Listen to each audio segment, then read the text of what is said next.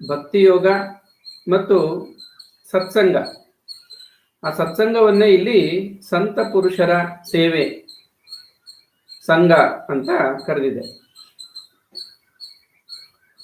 ಮುಂದಿನ ಅಧ್ಯಾಯದಲ್ಲಿ 12ನೇ ಅಧ್ಯಾಯದಲ್ಲಿ ಇದನ್ನ ವಿವರವಾಗಿ ಕೃಷ್ಣ ಹೇಳ್ತಾ ಇದ್ದಾನೆ.